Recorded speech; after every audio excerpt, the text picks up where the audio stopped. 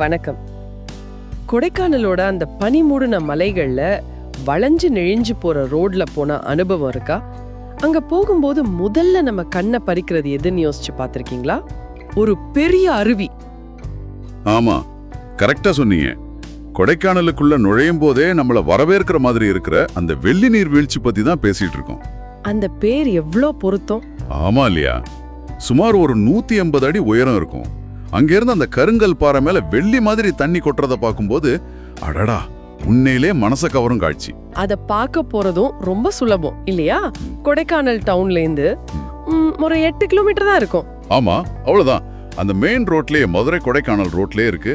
பஸ்ஸோ இல்ல டாக்ஸியோ பிடிச்சி ஈஸியா போடலாம். அந்த ஈஸியா போய் பார்க்க முடியறது கூட ஒரு காரணம்னு நினைக்கிறேன், அது இவ்ளோ பிரபலமா இருக்கிறதுக்கு.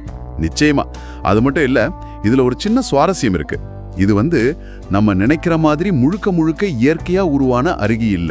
ஓ, அப்படியா? ஆமா, 1863ல சர் வெரே ஹென்றி லெவிங்கேன் ஒருத்தர் கொடைக்கானல் ஏரியா உருவாக்குனார் இல்லையா? ஆமா ஆமா. அந்த ஏரியில இருந்து வர்ற உபரி நீர் தான் இப்படி அருவியா கொட்டுது.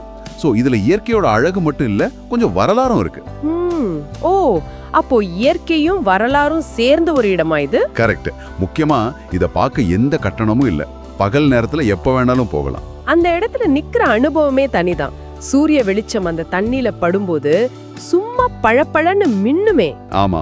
அப்புறம் சுத்தி பாத்தீங்கன்னா அந்த பச்சை பாறைங்க, பாசி பிடிச்ச கல்லுங்க, அந்த பெரணி செடிங்க, ஓ முக்கியமா அந்த குரங்குங்க. ஆமா, அத சொல்லியே ஆகணும். அங்க எங்கேயும் தாவி குதிச்சு விளையாடிட்டு இருக்கோம். அது அந்த இடத்துக்கே ஒரு ஜீவனை கொடுக்குது இல்லையா? கண்டிப்பா. ஆனா ஒண்ணு, தண்ணி பார்க்க ரொம்ப அழகா இருந்தாலும் சிலர் ஓரமா நின்னு குளிப்பாங்க. ஆனா கொஞ்சம் கவனமா இருக்கணும். ஆமா, அதுவும் மழை காலத்துலயா? ஆமா, குறிப்பா மழை காலத்துல தண்ணியோட வேகம் ரொம்ப அதிகமா இருக்கும். அதனால ஓரமா நின்னு ரசிக்கிறது தான் நல்லது. அப்போ இத பார்க்க சிறந்த நேரம் எதுன்னு சொல்லுவீங்க? நல்ல வெயில் காலமா இல்ல மழை பேஞ்சு முடிச்ச நேரமா? ரெண்டுமே நல்லாதான் இருக்கும். நல்ல தெளிவான வியூ வேணும். கொஞ்சம் இதமான குளிர்ல பார்க்கணும்னா குளிர்காலம், அதாவது டிசம்பர்ல இருந்து மார்ச் வரைக்கும் நல்லா இருக்கும். சரி. ஆனா அருவி முழுசா அப்படி நல்லா பாஞ்சு சுத்தி பச்சை பசேல்னு இருக்கிறத பார்க்கணும்னா மழைக்காலம் முடிஞ்ச நேரம், அதாவது அக்டோபர் நவம்பர் மாசம் ரொம்ப அற்புதமா இருக்கும். ஓஹோ. ஆனா அப்போ தண்ணி நிறைய வரும் இல்லையா? அதனால கொஞ்சம் ஓரமா பாதுகாப்பா நின்னு பார்க்கிறது ரொம்ப முக்கியம். புரியுது. சரி, அங்க போறதுக்கு சில டிப்ஸ் சொல்லுங்களேன். நீங்க சொன்ன மாதிரி பாறைங்க வழுக்கும். ஆமா, அதனால நல்ல கிரிப் இருக்கிற செருப்பு இல்ல ஷூ போட்டுக்கிறது நல்லது. அப்புறம் வெயில் கொஞ்சம் இருக்கும், அதனால ஒரு தொப்பியோ குடையோ எடுத்துக்கலாம். தண்ணி பாட்டில் கண்டிப்பா வேணும். ஆமா, தண்ணி பாட்டில் முக்கியம். பக்கத்திலே பாத்தீங்கன்னா சின்ன சின்ன கடைகள்ல நல்ல ஃப்ரெஷ் பழங்கள் வைப்பாங்க, அதை வாங்கி சாப்பிடலாம். அப்புறம் நம்ம பொருட்கள், குறிப்பா அந்த குரங்கு கிட்ட இருந்து கொஞ்சம் ஜாகிரதையா பாத்துக்கணும். சரி சரி.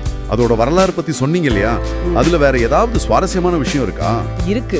முன்னொரு காலத்துல இந்த தண்ணியில நிறைய தாது பொருட்கள் கலந்து இருக்கிறதால இதுக்கு நோய்களை குணப்படுத்துற சக்தி இருக்குன்னு மக்கள் நம்புனாங்களாம். அப்படியா? ஆமா.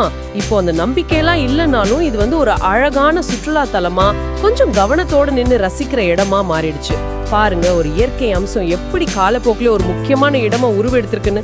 இது கொடைக்கானலுக்கு ஒரு என்ட்ரன்ஸ் மாதிரி மட்டும் இல்லாம அங்க கிடைக்க போற அனுபவத்துக்கு ஒரு முன்னோக்கம் மாதிரி இருக்கு இல்லையா? ஒரு பெர்ஃபெக்ட் ஃபர்ஸ்ட் ஸ்டாப். ஆமா. இங்கிருந்து பக்கத்திலேயே கொடைக்கானல் ஏரி இருக்கு, இல்ல கரடிசோலை அருவி, தூண் பாறைகள்னு மத்த இடங்களுக்கும் போறது ரொம்ப ஈஸி. எல்லாமே கிட்ட கிட்ட இருக்கிறது ஒரு பெரிய பிளஸ். ஆமா, ரொம்ப வசதி. ஆக வெள்ளி நீர்வீழ்ச்சி கொடைக்கானலோட ஒரு கம்பீரமான வரவேற்புன்னு சொல்லலாம். அங்க நிக்கிற நேரம் கொஞ்சமா இருந்தாலும் அந்த நினைவு கண்டிப்பா நம்மளோட இருக்கும். ஈஸியா போகலாம், கண்ணுக்கு ரொம்ப அழகா இருக்கும். முற்றினோம். இத கொடைக்கானலோட இயற்கை அழகையும் அதோட அந்த சின்ன வரலாற்றையும் ஒன்னா காட்டுது. நீங்க யோசிச்சு பார்க்க ஒரு விஷயம் சொல்றேன். சொல்லுங்க. ஒரு காலத்துல இந்த தண்ணி உடம்புக்கு நல்லது, குணப்படுத்தும்னு நம்பினாங்க இல்லையா?